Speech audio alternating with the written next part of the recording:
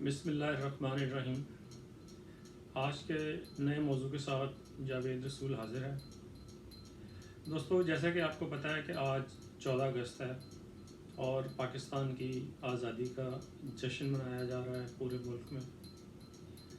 آج ہم صرف تشکر کریں گے، تحسین کریں گے اداروں کی اور مختلف حوالوں سے پاکستان کی جو کامیابیاں ہیں ان کا شکر ادا کریں گے، ان لوگوں کا شکر ادا کریں گے، ان کو ہدیہ تبریک پیش کریں گے جنہوں نے اس ملک کا نام روشن کیا۔ آپ کو پتہ ہے کہ جب پاکستان بنا اور اس وقت معاشی صورتحال کیا تھی، پاکستان جب آزاد ہوا تو انڈیا نے ہمارے اثاثے بھی پورے نہیں دیے، کچھ بھی نہیں دیا، بہت ہی قسم پرسی کا عالم تھا۔ لیکن جیسے تیسے کر کے پاکستان کا کامیابی کا سفر شروع ہوا۔ میں اگر پاکستان جب سے بنا اگر ان کو دیکھوں کہ کون کون سی ہمیں خوشیاں ملی ہیں، تو دو بہت زیادہ بڑی کامیابیاں، بڑی خوشیاں جو ہمیں ملی ہیں وہ ہے ایک پاکستان کا ایٹمی قوت بننا، اور دوسرا ہے پاکستان کا ورلڈ کپ جیتنا۔ ان دو مواقع میں میں نے دیکھا ہے کہ کوئی بھی پارٹی کا بندہ ہے، کسی بھی اس کا لسانی گروہ سے تعلق ہے، سیاسی گروہ سے تعلق ہے، سب لوگ یک زبان ہو کے تعریف کر رہے تھے ان لوگوں کی جنہوں نے یہ کارنامہ انجام دیا ہے۔ سب سے پہلے ہم بات کرتے ہیں ایٹم بم کی۔ ایٹم بم کی بنیاد تو بھٹو صاحب نے رکھی تھی، اور اس میں پھر اس کے بعد جو لوگ آتے گئے اس میں اپنا حصہ ڈالتے گئے۔ اس کے بعد ضیاء الحق صاحب آئے، ویسے تو مرزا اسلم بیگ بھی آئے لیکن وہ بہت تھوڑے عرصے کے لیے، اور بھی ایک دو ہیں جس طرح وحید کاکڑ صاحب تھے، جہانگیر کرامت صاحب تھے، آصف جنجوعہ صاحب تھے۔ لیکن میں جو زیادہ کنٹریبیوشن ہے وہ نمبر 1 تو بھٹو صاحب کی ہے۔ انہوں نے تو اپنی جان کی قیمت بھی ادا کی اس کامیابی کے لیے۔ اس کے بعد پھر ضیاء الحق صاحب ہیں، ان کی آپ بہت ساری پالیسیوں سے اختلاف کر سکتے ہیں، لیکن ایٹم بم کے معاملے میں وہ بڑے یکسو تھے، اور امریکہ کے ساتھ انہوں نے بڑی ڈبل گیم کھیل لی اور اس کو کامیابی سے آگے بڑھاتے رہے۔ اور ایک اور صاحب ہیں جن کا نام بہت ضروری ہے، وہ غلام اسحاق صاحب ہیں، غلام اسحاق خان صاحب، جو بھٹو صاحب کے زمانے میں تو سیکرٹری ان چیف تھے، لیکن وہ تقریباً شروع سے ہی اس معاملے میں جڑے رہے، اور آخر تک جب تک وہ صدر تھے انہوں نے اس معاملے کو پوری دیانتداری سے اس فرض کو نبھایا۔ اور پھر آخر میں جناب نواز شریف صاحب ہیں جن کے حصے میں یہ سعادت آئی کہ ان کے دور میں ان کے ہاتھوں سے یہ ایٹم بم کے ہم نے دھماکے کیے۔ اور سب سے زیادہ جو اس کار خیر میں جنہوں نے حصہ لیا وہ ہیں جناب ڈاکٹر عبد القدیر صاحب۔ اگرچہ ہم نے ان کے ساتھ کوئی اچھا سلوک نہیں کیا، لیکن اس کامیابی میں ان کا ہاتھ سب سے زیادہ سرا انہی کے ساتھ بنتا ہے۔ پاکستان اس وقت دنیا میں 8ویں ایٹمی قوت ہے، اور تمام اسلامی ممالک میں تقریباً 57 اسلامی ممالک ہیں، ان میں سے واحد ہے جو ایٹمی قوت ہے۔ پاکستان کی معاشی صورتحال اکثر اسلامی ممالک سے کم تر ہے، ہمیں پیسے نہیں ہیں ہمارے پاس، اکثر ہمیں دوسروں سے پیسے لینے پڑتا ہے، لیکن میرا خیال ہے کہ سب لوگوں نے جو ہمارے اقتدار میں لوگ تھے انہوں نے یہ ایک بات ٹھانی ہوئی تھی کہ ہم نے چاہے گھاس کھانی ہے، چاہے پیٹ پہ پتھر باندھنے ہیں، جس طرح کا ہمارا ہمسایہ ہے ہمیں ایٹم بم بنانا ہی بنانا ہے، اور بالآخر پھر ہم اس میں کامیاب بھی ہو گئے۔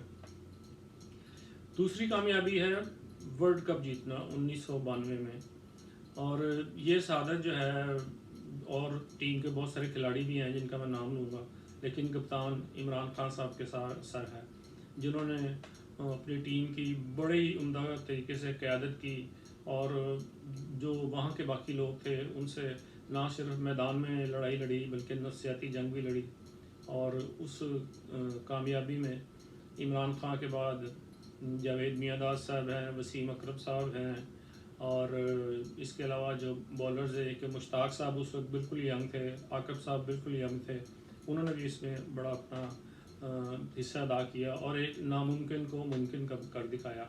اور اس دن پاکستان کی جو عوام تھی تمام میں نے دیکھا سڑکوں پہ نکل آئی تھی، اور اس دن پورے پاکستان میں کوئی کام نہیں ہو رہا تھا سوائے اس کے کہ لوگ ورلڈ کپ دیکھ رہے تھے.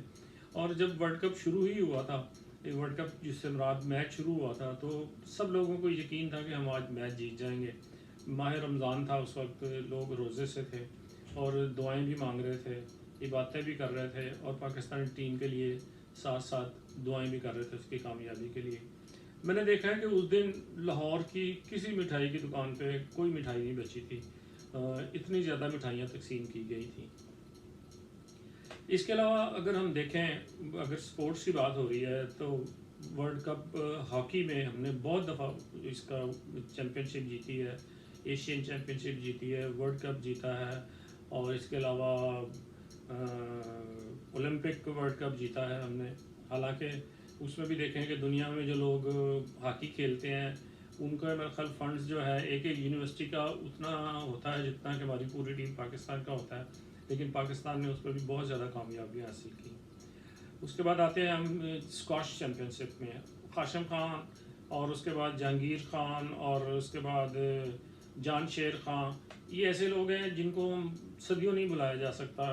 انہوں نے ایسے ریکارڈ قائم کیے ہیں اور ان کا کریڈٹ زیادہ تر انہیں کو جاتا ہے. میرے خیال ریاست نے اس سلسلے میں ان کی کوئی زیادہ مدد نہیں کی، اور اس کے بعد بھی وہ جب ریٹائر ہو گئے ہیں پاکستان کو بہت زیادہ کامیابیاں دے کے، پاکستان کا نام دنیا میں روشن کر کے، تو ان کو پتہ نہیں وہ کدھر ہے. بہرحال آج چونکہ میں نے کہا کہ آج میں نے ساری باتیں اچھی کرنی ہیں، گلے شکوے نہیں کرنے، تو انہوں نے بھی ایک مدت تک پاکستان کا پرچم ساری دنیا میں بلند کیے رکھا.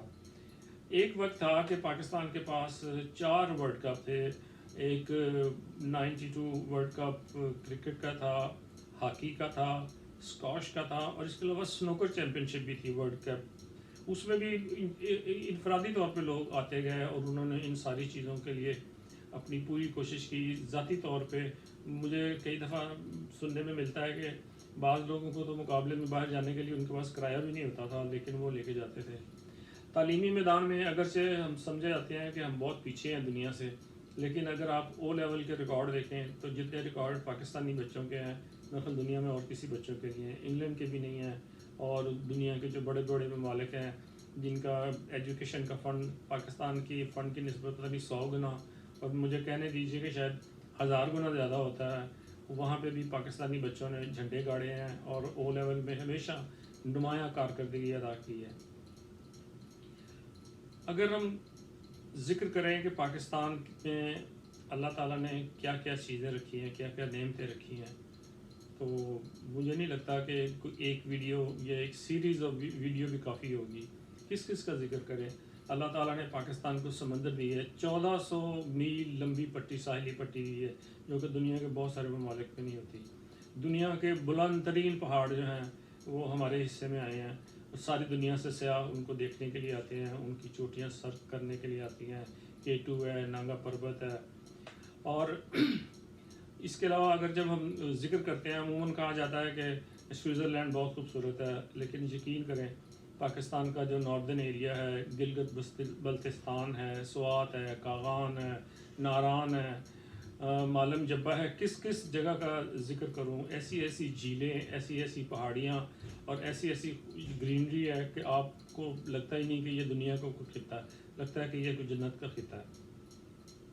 میں چونکہ ہمیں اکثر آپ کو بتاتے ہیں کہ اس کی طوالت کا ڈر ہوتا ہے، تو میں کوشش کر رہا ہوں کہ جلدی جلدی اس کو کروں.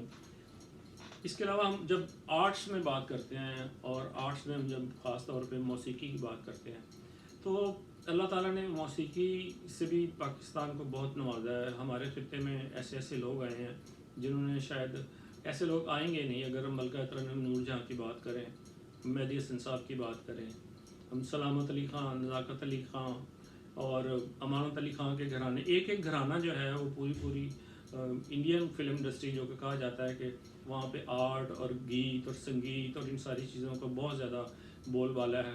اور لیکن وہ ہمیشہ مرہون منت رہے کہ ہمارے لوگ جو ہیں ان کے ہاں جائیں، ان کے گیت گائیں. صرف راحت فتح علی خان ہی ان کی پوری فلم انڈسٹری پہ چھائے ہوئے ہیں. ہم پاپ میوزک کی بات کرتے ہیں تو عاطف اسلم ہے جو کہ انڈیا میں بہت مقبول ہے. اس زمانے میں، ایک زمانے میں جنون ہوا کرتا تھا. ہم کیا کیا باتیں کریں، کس کی باتیں کریں. آج صرف آپ سے یہ کہنا ہے کہ پلیز آپ بھی پاکستان کی مثبت باتیں جو ہیں دوسروں کو پہنچائیں سوشل میڈیا پہ. ہماری تھوڑی سی بدقسمتی ہے کہ ہم ذرا سا واقعہ ہوتا ہے اور اس کو رونا پیٹنا 24 گھنٹے 36 گھنٹے سارے چینل ایک ہی طرف ہوتے ہیں اور دنیا میں جو ہے ہمارا چہرہ اس کو دکھا رہے ہوتے ہیں. بہت ساری چیزیں پاکستان میں اچھی، بہت سارے لوگ ہیں یہاں پہ اچھے، اتنے مخیر حضرات ہیں جہاں کے آپ کو شاید پتہ ہے کہ دنیا میں پر کیپٹا جو چیریٹی ہے وہ دنیا میں سب سے زیادہ دی جاتی ہے. ایک محتاط اندازے کے مطابق تقریباً 50 لاکھ لوگوں کو ہر روز کھانا کھلایا جاتا ہے مفت. اور اس طرح یہ بھیک میں نہیں، ان کے لیے بہت عالی شان سینٹر بنائے ہوئے ہیں جہاں پہ ان کے لیے کھانا دیا جاتا ہے. ابھی پچھلے 2 سال میں اگرچہ بہت سارے مسائل ہیں، مہنگائی ہے، ناانصافی ہے اور میرٹ نہیں ہے، سارا کچھ ہے، لیکن اس کے باوجود بہت ساری بنیادی چیزیں جو ہیں ہم نے شروع کی ہیں.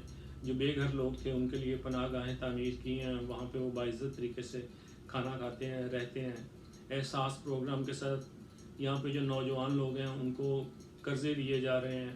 اور ابھی آج ہی یعنی 14 اگست کو ہم نے ایک بڑی ہی امید افزا بات سنی ہے کہ مغربی ممالک کی طرح صوبہ سرحد میں آج سے بچوں کو کوارٹرلی 3 مہینے کے بعد بچے کی پیدائش یا بچی کی پیدائش پہ ان کو دودھ کے لیے وظیفہ دیا جائے گا 2 سال تک. لڑکیوں کو 2000 روپیہ پر سہ ماہی اور لڑکوں کو 1500 روپے پر سہ ماہی ان کے دودھ کا خرچہ 2 سال تک دیا جائے گا.